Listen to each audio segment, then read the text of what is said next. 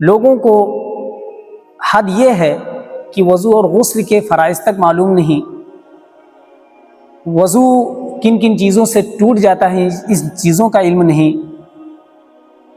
طہارت و نظافت کے حوالے سے بڑی بے خبری اور لا علمی پائی جا رہی ہے۔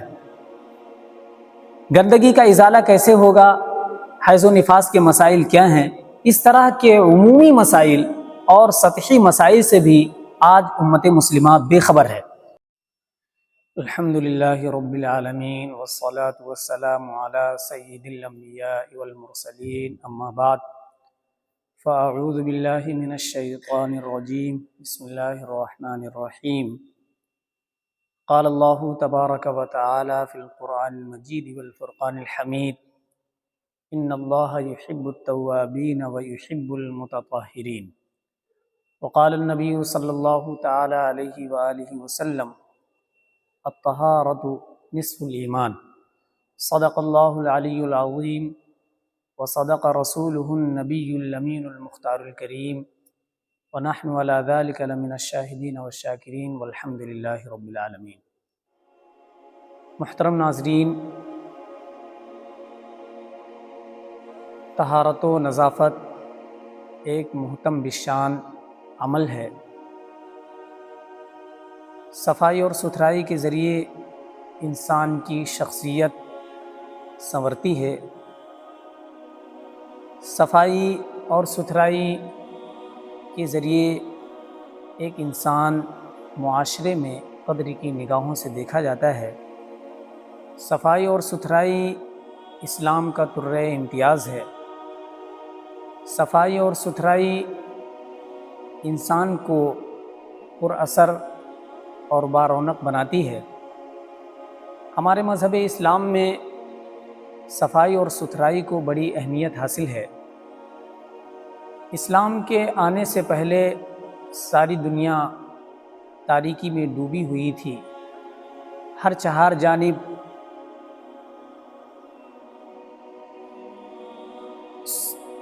جانب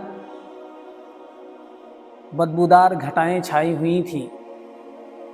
طہارت و نظافت سے لوگوں کا دور دور واسطہ نہیں تھا۔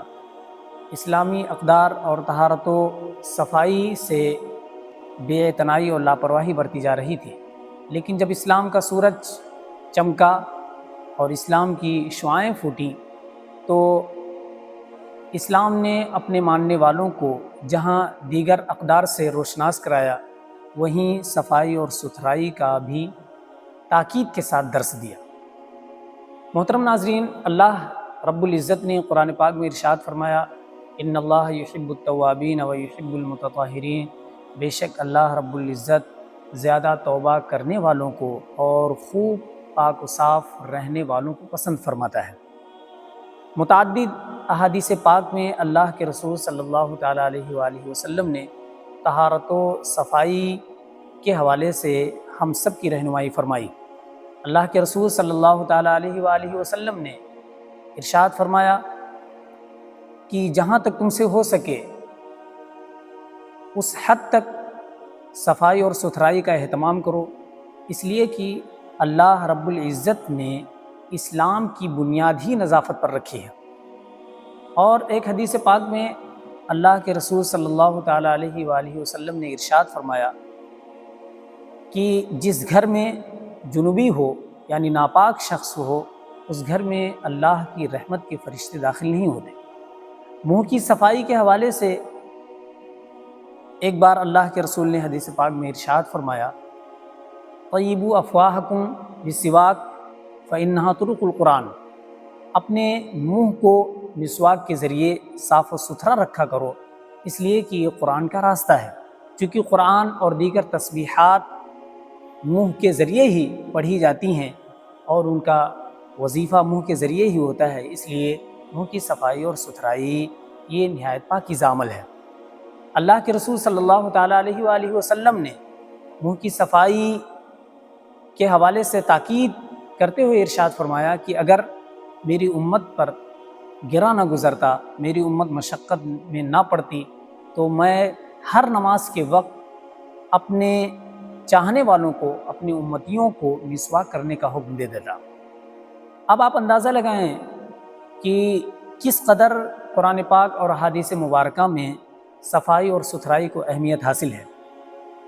اگر بندہ خلوص نیت سے اپنے جسم کو، اپنے کپڑے کو صاف و ستھرا رکھے تو جہاں وہ اجر و ثواب کا مستحق ہوگا، وہیں اس کو بہت سارے دنیاوی فوائد بھی حاصل ہوں گے۔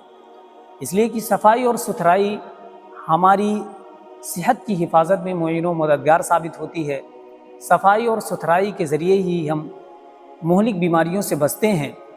جہاں صفائی اور ستھرائی کا اہتمام ہوتا ہے، لوگ وہاں اٹھنا بیٹھنا پسند کرتے ہیں، لیکن آج المیہ اور افسوس یہ ہے کہ وہ طہارت و نظافت جو اسلام کا طرۂ امتیاز تھی، آج حال یہ ہے کہ اسلام کے چاہنے والے اسی طہارت و نظافت کے عام مسائل سے نابلد اور ناآشنا ہیں۔ لوگوں کو حد یہ ہے کہ وضو اور غسل کے فرائض تک معلوم نہیں، وضو کن کن چیزوں سے ٹوٹ جاتا ہے اس چیزوں کا علم نہیں، طہارت و نظافت کے حوالے سے بڑی بے خبری اور لا علمی پائی جا رہی ہے۔ گندگی کا ازالہ کیسے ہوگا، حیض و نفاس کے مسائل کیا ہیں، اس طرح کے عمومی مسائل اور سطحی مسائل سے بھی آج امت مسلمہ بے خبر ہے۔ لہٰذا ضرورت اس بات کی ہے کہ ہم اور آپ صفائی اور ستھرائی کو فروغ دیں، صرف بدن اور کپڑے ہی نہیں بلکہ گھر، روڈ، اس کے علاوہ آس پاس کے ماحول کو صاف و ستھرا رکھیں، ساتھ ہی ساتھ اپنے اخلاق کو، اپنے اقدار کو، اپنے مزاج کو، اپنے ذہن و دماغ کو، ہر طرح کی چیزوں کو پاک و صاف اور ستھرا رکھنے کی کوشش کریں۔ اسلام اور مذہب اسلام ہمیں یہی تعلیم دیتا ہے۔ محترم ناظرین، آپ جانتے ہیں کہ اللہ کے رسول صلی اللہ تعالیٰ علیہ وآلہ وسلم نے اس طرح سے صفائی اور ستھرائی کو اپنایا کہ بدن اقدس تو چھوڑ دیجئے، حضور صلی اللہ تعالیٰ علیہ وآلہ وسلم کے کپڑے پر کبھی بھی مکھیاں نہیں بیٹھتی تھیں، اس لیے کہ مکھیوں کا وجود اور مکھیوں کی آمد و رفت وہیں ہوتی ہے جہاں گندگی ہوتی ہے، لیکن اللہ کے رسول صلی اللہ تعالیٰ علیہ وآلہ وسلم نے اس قدر صفائی اور ستھرائی کا اہتمام فرمایا کہ کبھی بھی مکھیاں آپ کے بدن اطہر پر اور آپ کے کپڑے مبارک پر نہیں بیٹھی۔ لہٰذا ہم اور آپ اللہ کے رسول صلی اللہ تعالیٰ علیہ وآلہ وسلم سے بے پناہ محبت کرنے والے اور ان کے احکام و فرامین پر چلنے والے ہیں۔ لہٰذا بحیثیت مسلمان ہم سب کی یہ ذمہ داری ہے کہ ہم اپنے آس پاس پڑوس کے ماحول کو بھی صاف ستھرا رکھیں، خود کو بھی صاف و ستھرا رکھیں اور دوسروں کو بھی صاف و ستھرا رہنے کی ترغیب و تلقین کریں۔ السلام علیکم ورحمۃ اللہ تعالیٰ وبرکاتہ۔